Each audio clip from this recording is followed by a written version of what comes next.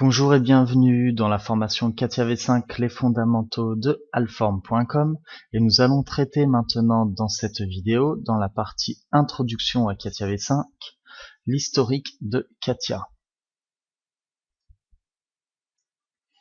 Donc nous allons voir tout l'historique de CATIA, donc qui a démarré à la base par CATIA qui s'appelait CATI, et jusqu'à CATIA V6. Donc, l'historique. Donc, CATIA est né d'un développement réalisé en interne dans les années 1970 par l'avionneur Avion Marcel Dassault, alors client du logiciel CADAM. Le logiciel était initialement dénommé CATI, donc conception assistée tridimensionnelle interactive, qui maintenant s'appelle CATIA, donc on a ajouté le interactive appliqué, mais il a été renommé CATIA en 1981. À ce moment-là, Dassault a créé une filiale responsable du développement et de la commercialisation de l'outil et a signé avec IBM un accord non exclusif de distribution. Donc après, en 1984, Boeing a sélectionné CATIA comme son principal outil CAO et est devenu le principal utilisateur. Donc grâce à Boeing, CATIA a commencé à être vraiment connu. Et puis ils ont pu faire la réputation en fait de ce logiciel. En 1998 est né CATIA V3. Donc lors du passage à la V3, CATIA est porté du mainframe à la plateforme Unix. C'est-à-dire que CATIA, à la base, ne fonctionnait pas sous Windows. CATIA, à la base, fonctionnait sous mainframe et ensuite Unix. En 1992, CADAM est racheté à IBM et l'année suivante, CATIA CADAM V4 est publié. C'est-à-dire qu'à la base, CADAM, c'était un logiciel d'un autre éditeur qui était utilisé par Dassault pour l'aviation. Ensuite, avec CADAM, Dassault a créé CATI, qui est devenu CATIA. Et en 1992, IBM a racheté CADAM et s'est associé avec Dassault Systèmes pour créer CATIA CADAM V4. Donc voilà. Donc c'était vraiment la version CATIA V4. Et là, on avait beaucoup de 3D sur la version V4. Ensuite, en 1996, le nombre de plateformes Unix supportées par CATIA V4 est porté de 1 à 4, comprenant désormais IBM AIX, Silicon Graphics IRIX, Sun Microsystems Sun OS et Hewlett Packard HP UX. Donc il y a encore quelques années, CATIA V4 et encore dans certaines sociétés, c'est encore utilisé. C'est-à-dire que il y a encore quelques années, par exemple il y a 5 ans de ça, de mon expérience, chez PSA par exemple, ils avaient encore des versions CATIA V4 qui tournaient sur des stations Sun, donc sur Unix.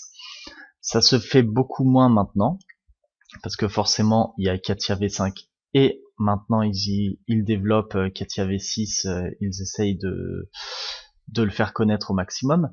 Mais il y a encore 5 ans, CATIA V4 était encore utilisé dans pas mal de sociétés et peut-être encore à l'heure actuelle, je ne sais pas du tout, mais je pense qu'il y a certaines sociétés, notamment dans l'automobile, par exemple des petits fournisseurs, qui doivent encore utiliser certaines versions de CATIA V4. Ensuite, en 1998, donc là c'est une version totalement rééditée, totalement refaite, vraiment tournée sur la 3D et vraiment sur la conception et la réalisation en usine, vraiment qui a vraiment tout révolutionné CATIA. C'est la version CATIA V5, donc la version de cette formation. Donc cette version a été écrite pour Microsoft Windows, tout en conservant sa disponibilité sous Unix. Le monde mainframe a été abandonné. Donc c'est-à-dire que CATIA V5, il a commencé à fonctionner totalement sur Windows, avec des possibilités de le faire fonctionner sous Unix, parce que forcément, il y avait beaucoup de clients qui étaient sous CATIA V4 qui lui fonctionnaient sous Unix. ils voulaient pas changer leur station de travail parce que la version du logiciel changeait.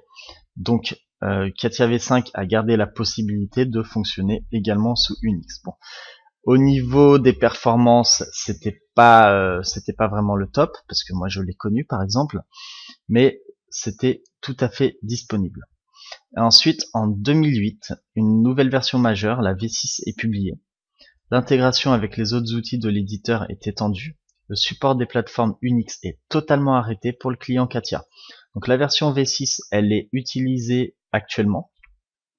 Pas dans toutes les sociétés, c'est vraiment parce que le problème de la version V6, c'est que elle est totalement intégrée avec Enovia. Et alors le problème de la version V6 par exemple, c'est que on ne peut pas sauvegarder des éléments 3D qui peuvent être totalement modifiables, donc avec tout l'historique de conception, on peut pas sauvegarder en local. Donc c'est le souci de la version V6, c'est qu'il y a beaucoup de sociétés, même je dirais 80% des sociétés de l'industrie française qui sont pour l'instant restées à Katia V5, parce que la version V6 a un coût nettement supérieur. Bon, forcément il y a des choses beaucoup mieux sur la version V6, elle est vraiment révolutionnaire au niveau de Enovia par exemple. Mais principalement, oui, 70 à 80% des sociétés qui utilisent Katia sont toujours sur la version V5 à l'heure actuelle. Donc voilà, ce que l'on a couvert dans cette vidéo, c'est l'historique de Katia, donc de sa création aux versions actuelles, donc de sa création qui à la base est un logiciel dérivé qui a été repris de Kadam. Ensuite, Katia V3, V4, V5, et puis la dernière version, la V6. Voilà.